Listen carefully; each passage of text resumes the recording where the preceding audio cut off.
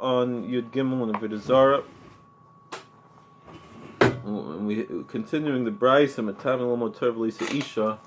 The Kohen can be Matame himself with any rabbinical tumah, such as to leave the Holy Land, or to go through a basic pras, to study Torah, or to get married to a woman. Amar Rabbi Yehuda, a Moshe Bisman Shein Moitz Lumoid. When can he? When did the rabbis not make these decrees of rabbinical tumah for studying Torah? Bisman Shein Moitz Lumoid, when he can't find a teacher to teach him. Of Bisman Shein Moitz Lumoid ain't in Matame. But if he doesn't have any, but if he does have a teacher there where he lives, no, he can't contaminate himself. But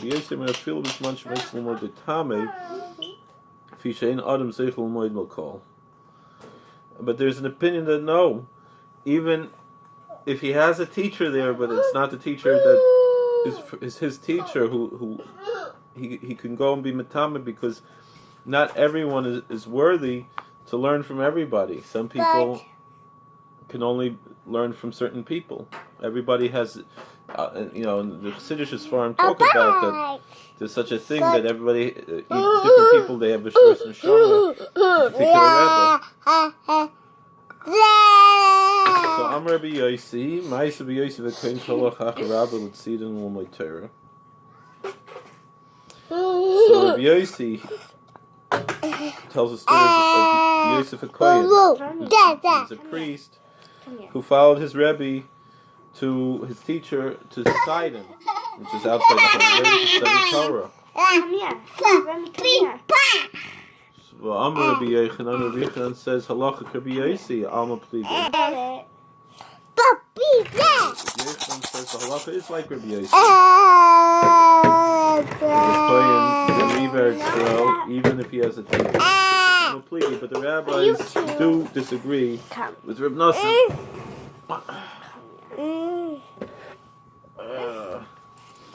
Amar Lach Rabbi Yochanan. Rabbi Yochanan would say, this would be the answer. L'olam le'pligi. Please, l'olam le'pligi. They were not arguing like kasher, and it's not. Shakla mixed in the way. I'm okay from Balabais, like shakla mixed. So, the question of doing business is a case where you buy from the merchant who collects it, where they collect the taxes, and one where it's a private purchase where they don't collect the taxes. Amar. We go on to discuss where it says Behemoth Yaker. So the master said in the Brayso that the animal has to be uprooted.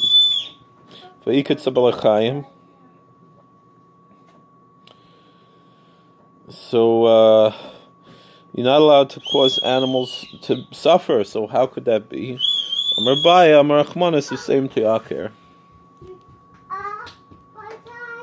So you have a biblical proof for this. Joshua 11:6, where it says the Canaanite horses should be hamstringed, should have these removed from them. So it has a biblical precedent. Amar Mar, so Master said Vezahu Iker. So what does it mean? This even has a biblical precedent. What does it mean exactly to uproot an animal? Menasher parsisel min akuv l'mata. We cut the tendons of the hooves from the hack and below. And we show in Ein Makdishin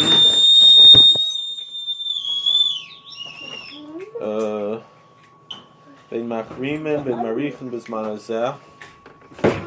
There's no such thing as making something hektish, consecrating, nor do we make erchin, vows based on the value of a particular person, and we don't make a cherem to consecrate something as a kind of like forbidden.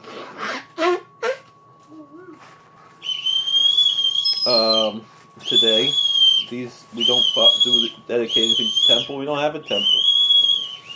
We're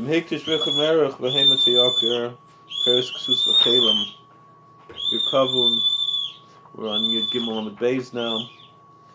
If someone would do such a thing to consecrate, make erech or cherem, if it's an animal, it should be uprooted, so it shouldn't be desecrated. Produce, clothes, and earthenware utensils now yirkvu. We're on the top of Amud Beis. They should be allowed to decompose.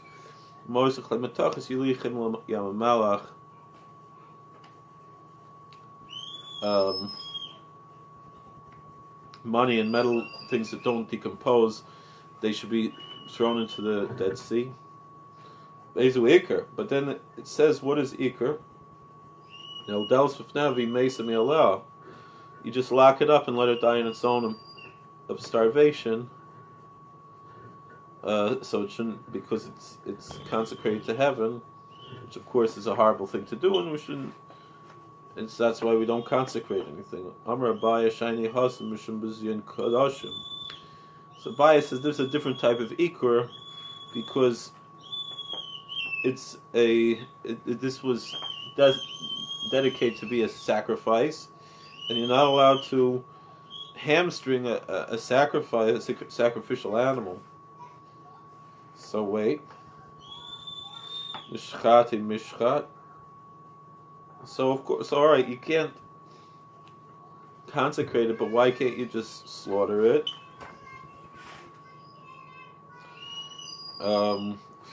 Then at least you're not causing it to suffer. No, if it's shechted, people might eat it, and then they're desecrating consecrated items. Blishava gistra. What if you just kill it in a non-kosher way? Cut it in half, chop off its head.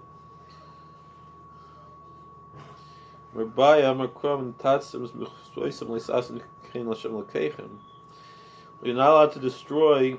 It says in Deuteronomy 12:3 and 4, you're supposed to destroy the pagan altars, and you cannot destroy anything that's dedicated to the Lord your God. So since this animal was dedicated to God, even though we weren't supposed to do such a thing, specifically it's not supposed to, so to destroy it like that is a sin. So just the answer, and people are going to say, well, there's cruelty to animals. Well, you're not allowed to do this, meaning this should also be a deterrent from people from doing such things.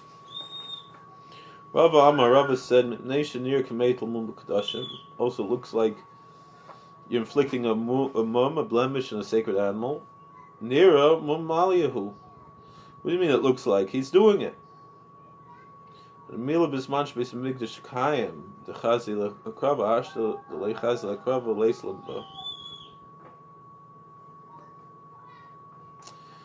So no, the biblical prohibition of placing a mum on an animal, a blemished animal, to render it unfit for offering, it's only biblically prohibited when there's a temple, because then you could offer it as a sacrifice. But now we don't have a temple, we can't bring a sacrifice.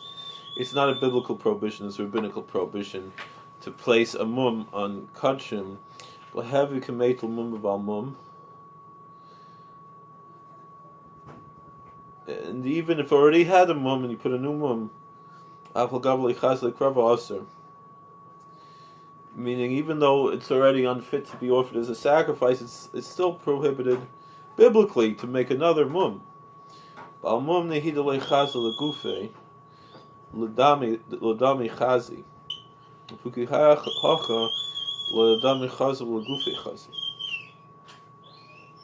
Still, it's only in times when there's a temple. Because an animal that's already blemished, you can redeem it for money and buy another animal to sacrifice. But now, we don't have a temple. It doesn't matter, you can't even sell it. Ashkechei Rabbi Yonah Rabbi Eli Kaya Pischad Tzur. Rabbi Yoina found Rabbi Eloi at the entrance to Tyre, the city of Tyre.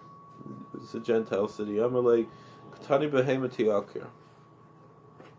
Avid Mai.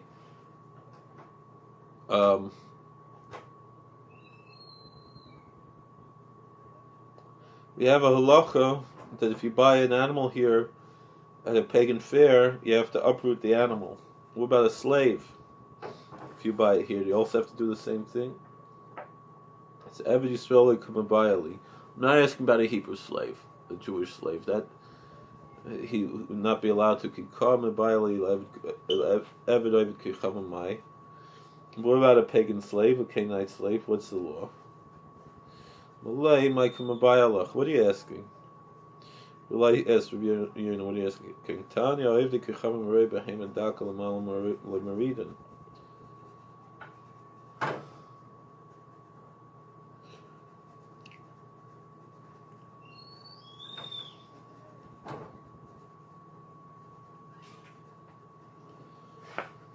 Now you're not allowed to maim a Canaanite slave either, but here maybe you're forced to do so because because it's benefiting idol worship.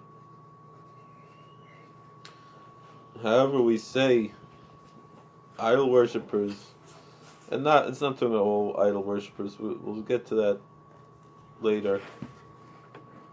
And people who shepherd small animals. I'm gonna be the oldest one of the week. Even a Jew, because he's doing Yes. something sinful. They said People who are enemies are dangerous people. One of these rules, With I Malam don't remember Maridin. which, You don't said save them, but you don't that kill them either.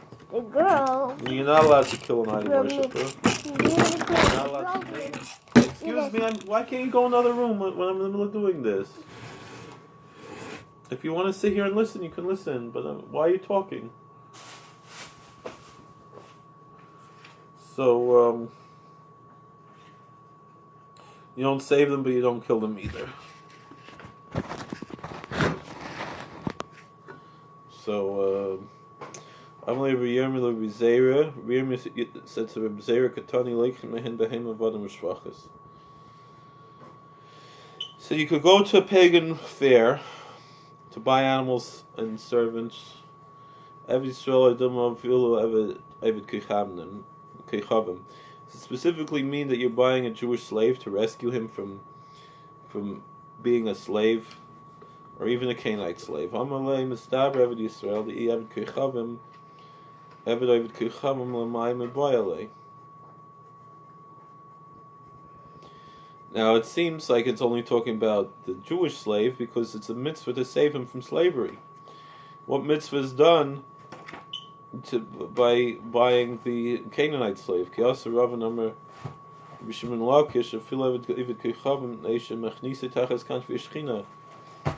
Rabban said in the name of Reish Lakish that no, it's a mitzvah also to buy a Canaanite slave, because when in the ancient times when we had slavery, if someone was enslaved, they were basically being converted to Judaism.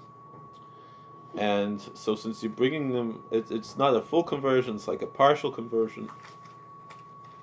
But you're bringing him under the wings of the Shekhinah, under the divine presence. You're making him, you're elevating his status and saving his soul. So then it's a mitzvah even to buy the Canaanite slave. Amar of Ashi, Atu behema my machnes tachas kanfei Shekhinah. With the animal,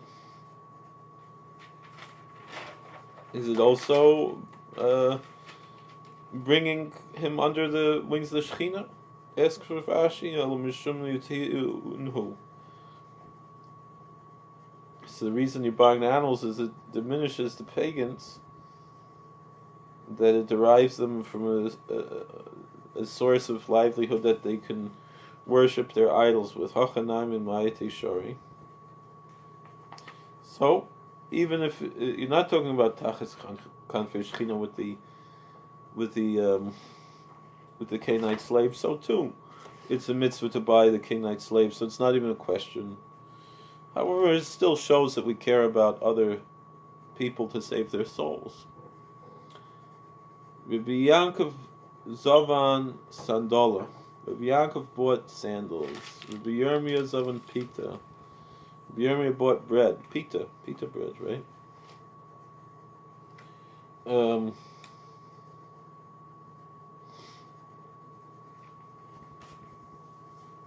Amalei Chad l'Chavrei Yasma Avodah Zarah. So one told the other, "You're an orphan. Did your Rebbe do this?" Amalei Idach Yasma Avodah Zarah. And the other one said, "You're an orphan. Did your Rebbe do this?" So Vaymi Balabayis Oven. They both bought them privately to avoid paying the sales tax. With bread, how can you buy privately? That's a whole other issue. It's pas akum, it's also pas palter, it's mutter.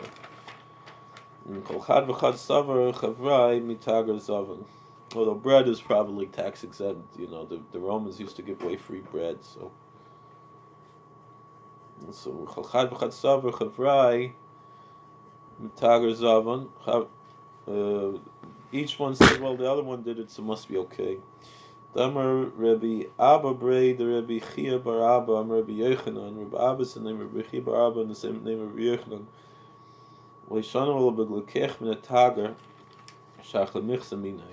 The whole issue of going to the fair and buying stuff there is when you buy it from the merchant who pays a tax. But if you're buying privately, and they're not taking a tax that's going to benefit the idol, then it is permitted. Amar Rabbi Abba Breda Rabbi Chia Bar Abba. Rabbi Abba is the name of Rabbi Chia Bar Abba. Rabbi Abba, the son of Rabbi Chia Bar Abba, said, Umale hai Rabbi Yochanan ha zimna ba'asr de kashak l'michzi afilu m'balabayis hava asar. Rabbi Yochanan was alive now and would see that they even will take taxes from the private sellers, then he would say it would be prohibited. Anyway, chizavan. So how could they buy there? They bought it privately, and he wasn't established there at the fair, so there was no tax. All right. We have another Mishnah. These are things you're not allowed to sell to pagans all year long. It's Revolin, no shuach for Tataris. The Gemara is going to explain different types of vegetables. Their stems, levina, frankincense, v'sarnagal alavan, a white rooster, v'yehuda aimer, murtalim kila tarnagal alavan, ben a tarnagolan. We are allowed to tell them to sell a white rooster among other roosters. But if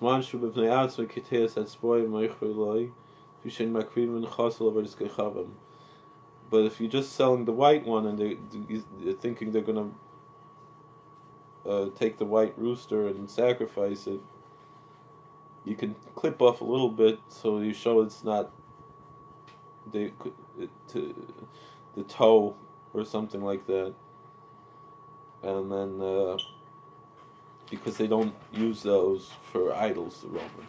Shakal is barn. They wouldn't offer that as a sacrifice. All other things, stam and mutter v'furush aser. If they're just buying it and they're not saying why, you're allowed to sell it. But if they're saying they want to buy it for a sacrifice to an idol, then you're not allowed to. Rabbi Meir says, Av dekel tov, v'chatzav niklav niklas,